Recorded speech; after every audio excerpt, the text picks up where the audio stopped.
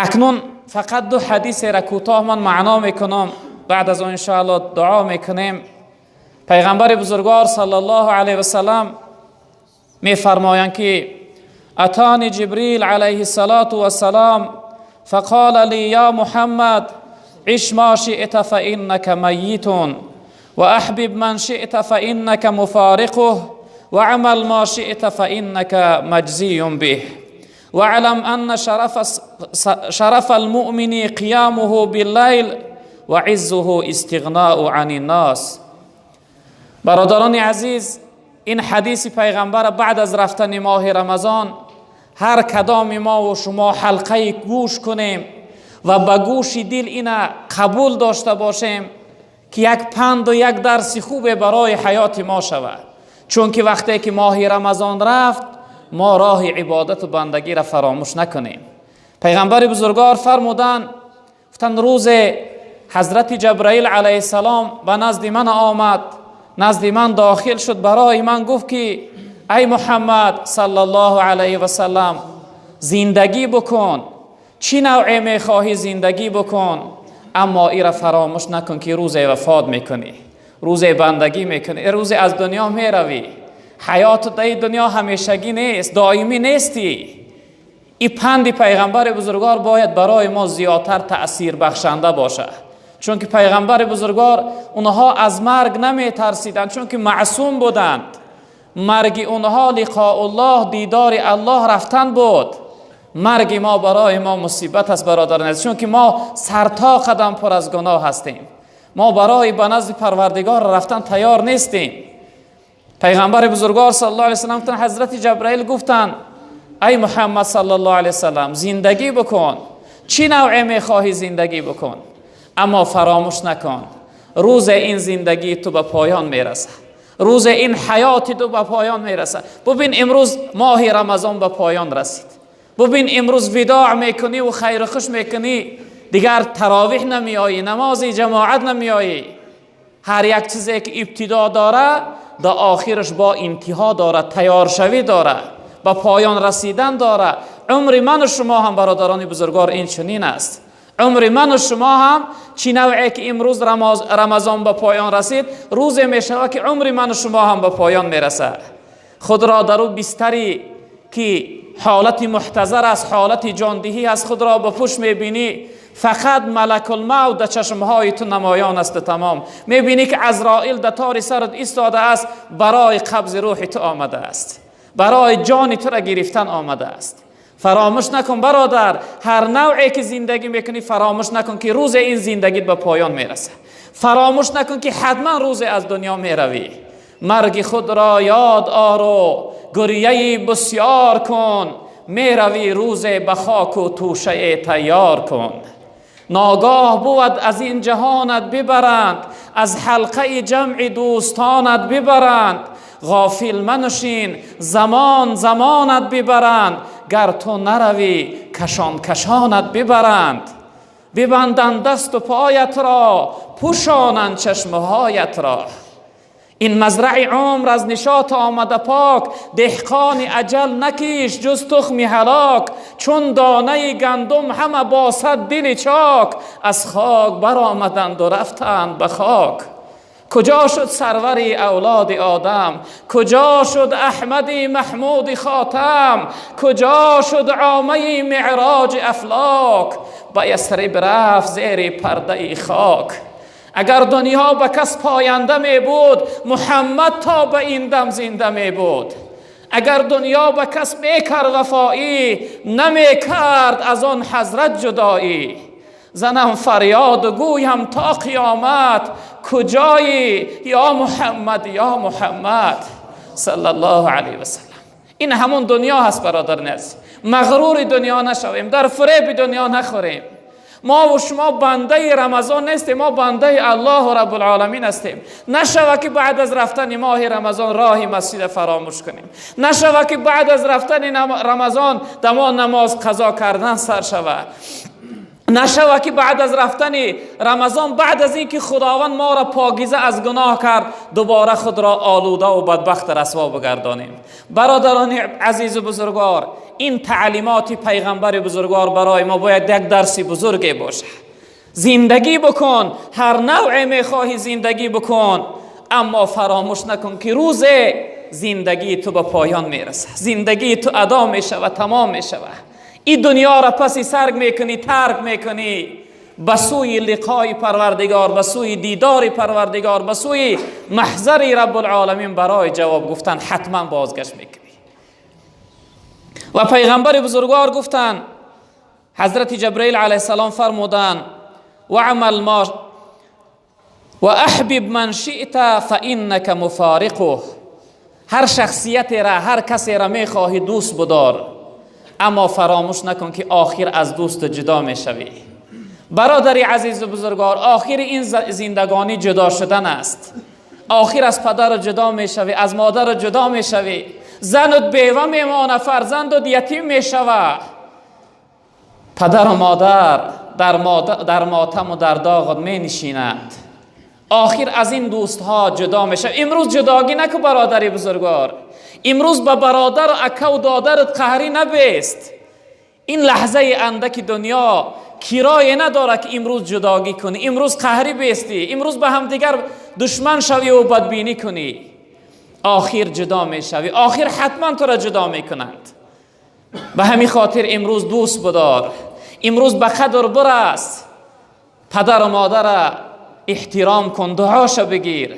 روز میروند والله قامتت میشکنه، خانت به نور میشه و تاریک میشه و زندگیت خیلی حیات دیگرگون تغییر میابه، بی سرپوشه میمانی. باورم نیست پدر رفتی و خاموش شدی، ترک ما کردی و با خاک هم آغوش شدی. خانه را نور اگر بود ز رخسار تو بود، ای چراغ دل من از چی تو خاموش شدی. بهار آمد نیامد بوی مادر، شدم پزمان چشم و روی مادر. نمی ارزد هزاران نوده گل با یک تاری سفید موی مادر. برادر بزرگوار، به قدرش برس که نمی آبیش. والله قسم ده آرزو مثل من بر این می سوزی، می خواهی که یک بار پیداش کنه، ای پدر جان بگوی دیگر نمی آبیش. می خواهی جای تنهایی باشی، یک فریاد کنی تا اینکه درون سینت خالی شود، چون اینجا هم پیدا نمی کنی. برادر عزیز و بزرگوار، به قدر پدر و مادر برس. برادر عزیز و بزرگوار، به قدر برادر برس، به قدر یار و دوست برس، آخر جدا می شوی. چی نوعی که امروز از رمضان جدا شده ای ساده ای، روز از این عزیزها جدا می شوی. اگر تو نروی حتما اونها از تو می روند و جدا می شوند. یک عمر از این بے پرواگی و بے احترامی می سوزانند تو را. یک عمر از فراق از داغ شو می سوزی برادر عزیز و بزرگوار. و آخر جبرئیل علیه السلام گفتن و عمل ما شئت فانک مجزی به. عمل کن، هر کار میخوای برادری عزیز بکن، ایرا فراموش نکن که آخر از این کردار جزا میبینی. اگر عملی خوب باشه، با سر بلند، با آبرو، با عزت و با حرمت نزد پروردگار میروی. پروردگار تو را دعوتت میکنه و قبولت داره، میگه ارجعی الی ربک راضیه مرضیه. بگرد بیا به نزد پروردگار، تا خداوند از تو راضی هست، تو را از خودش راضی میگردانه. چقدر با حرمت و با عزت می روی. با ملائک روح پاکش جانب رحمان برفت، جمله گریان او خندان برفت. اما اگر عملی بد کردی وای به حالت.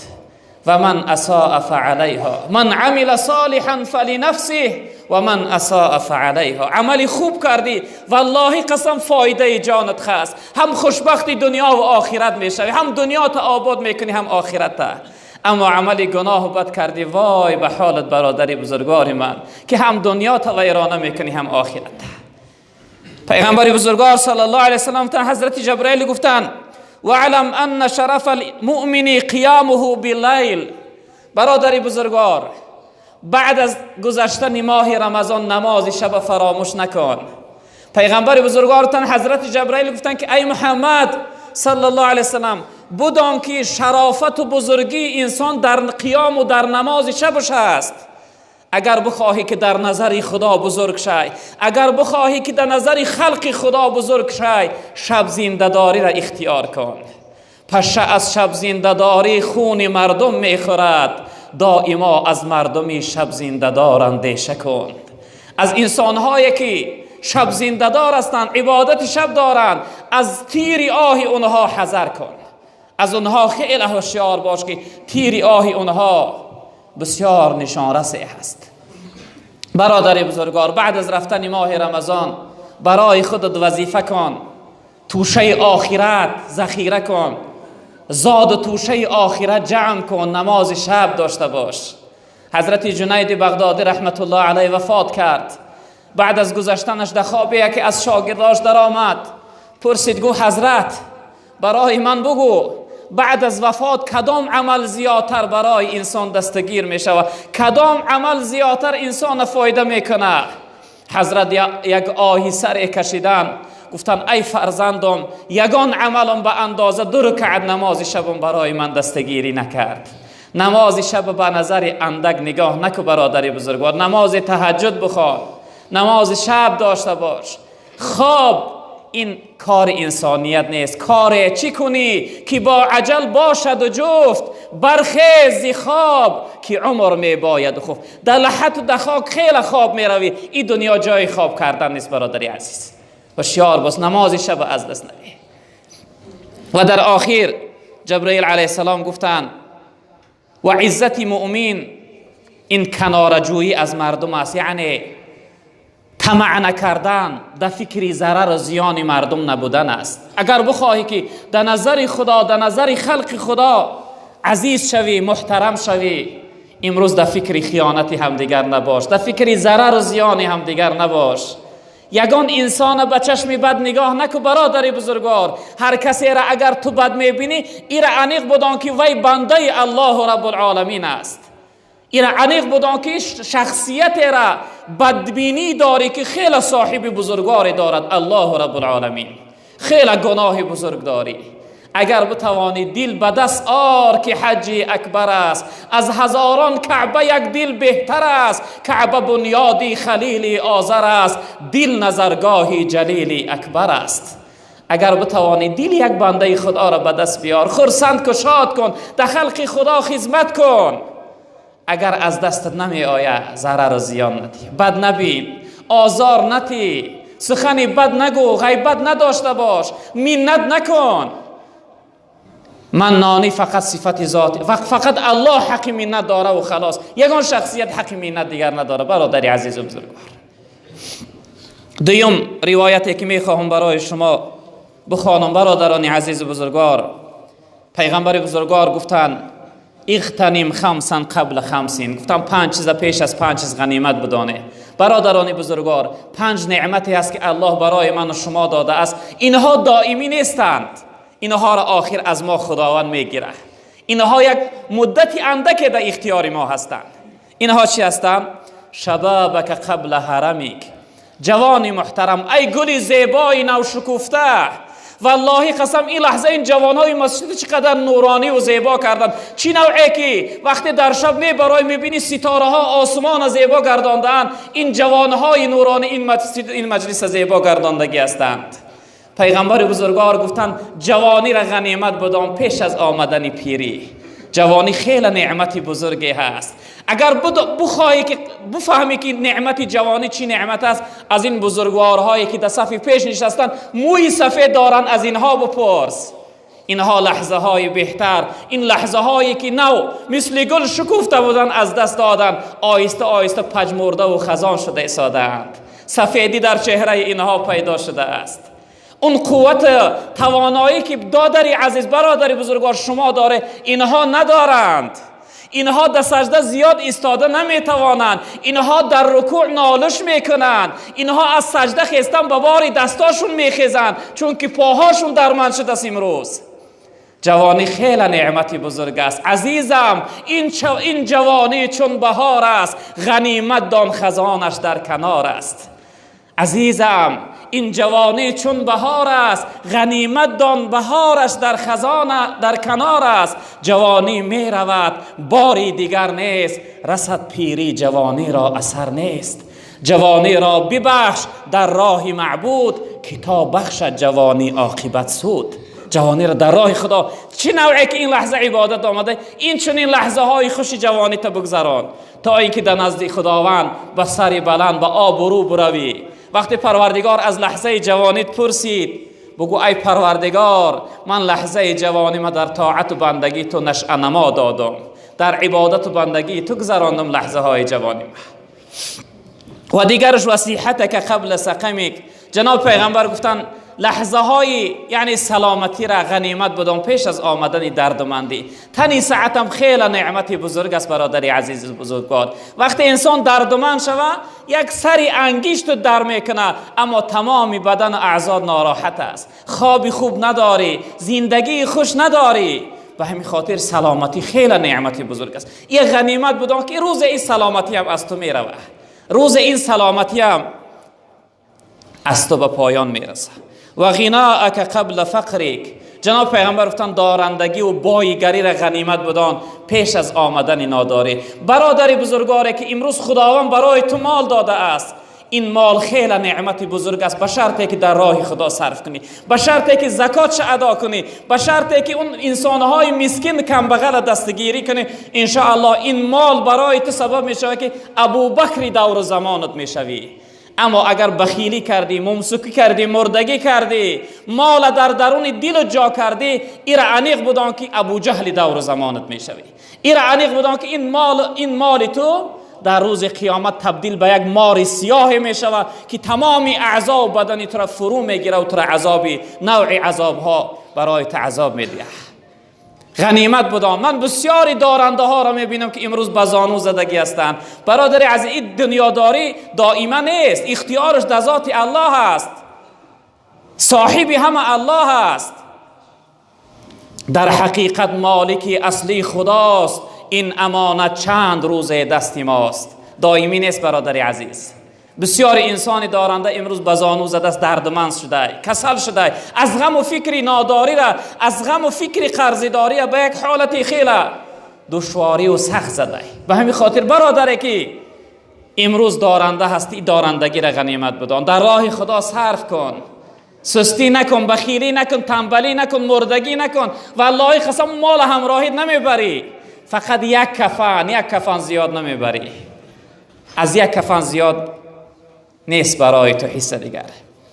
و فراغک قبل شغلک، این تندرستی، آرامی، تنجیر غنیمت بدان پیش از آمدن ناآرامی. الحمدلله این آرامی که ما در جمعیت هامون داریم، خدا پناه به خدا نشوه روزی که بیاین در مسجد ما را محکم کنن بگن اینجا دیگه نماز خواندن معنی است. پناه به خدا، پناه به خدا از اون لحظه ای که بگن به زبان تاجیکی گپ زدن معنی است. پناه به خدا از اون لحظه ای که بگن که از غیری یعنی تهجاهای مردم ایجا برای دیگر شخصیت ها گپ زدن معنی است. اینها را غنیمت دانستن در کار. اینا خیلی یعنی نعمت های بزرگ هستند. و آخرش پیغمبر بزرگوار صلی الله علیه و سلم گفتن و حیاتک قبل موتک، حیات غنیمت بدان پیش از آمدن مرگ. یک لحظه زندگی حیات بهتر است از هزارها سالی که در خاک خواب می روی.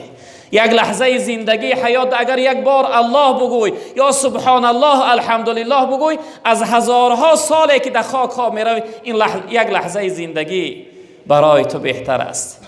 اما اگر لحظه عمر در غفلت و گناه باشه، یک لحظهش برای تو بدتر است، بسیار تلخ و سخت است. و این خاطر ما و شما به قدر این لحظه های زندگی برسیم. اکنون برادران عزیز، وقتی ما هم به پایان رسید، ما دوام یک ماه 29 روز می شود امروز که به شما صحبت داشتیم، در خدمت شما بودیم. مقصد از همه صحبت های ما خدمت کردن در شما بود.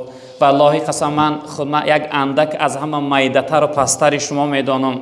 اگر مبادا سخنی من جای سخت‌تر برآمده باشه که سبب آزار و ناراحتی شما شده باشه، من از همه شما بخشش میپرسم. من ببخشید، من یگان غرض و مقصد و نیتی بد و یگان چیزی نداشتم. فقط مقصد من خدمت کردن در شما بزرگوارا بود. مقصد من همین بود که دوام یک ماه این مجلس شما را به گفته خدا و به گفته پیغمبر خدا نورانی بگردانم. غیر از این من دیگر مقصد نداشتم. اگر کسی را آزار داده باشیم، سخن من ناجا رفته باشه، از همه شما خواهش میکنم که من ببخشه. من یگان نیت و مقصدی غرض نداشتم، فقط و فقط مقصدی من خدمت کردم در شما بزرگوارا بود. دیگر اینکه از شما من همه وقت ان شاء الله در حق شما دعاگو هستم. از شما هم خواهش دارم که در حق من و در حق قبلگاه بزرگوار من که زیاده از 27 سال میشه که در زیر خاک خواب است، پدر ما به سیری ندیدیم. وقتی چشم کشادیم هرگاه یاد پدر آید مرا، تیره میگردد به چشمم این سرا. پدر به سیری ندیدیم، شربت از لب لعلش نچشیدیم و برفت، روی مه پیکر او سیر ندیدیم و برفت. در حق پدر بزرگوار ما دعا کنید، در حق مادر محترمه ما که الحمدلله حیات هستند اما کمی بیماری دارند دعا کنید، در حق اهل بیت ما، در حق فرزندای ما دعا کنید که خداوند ما را قوت بده که همه وقت همیشه خدمتگار شما باشیم. فقط از شما دعا طلب دارم. و در آخر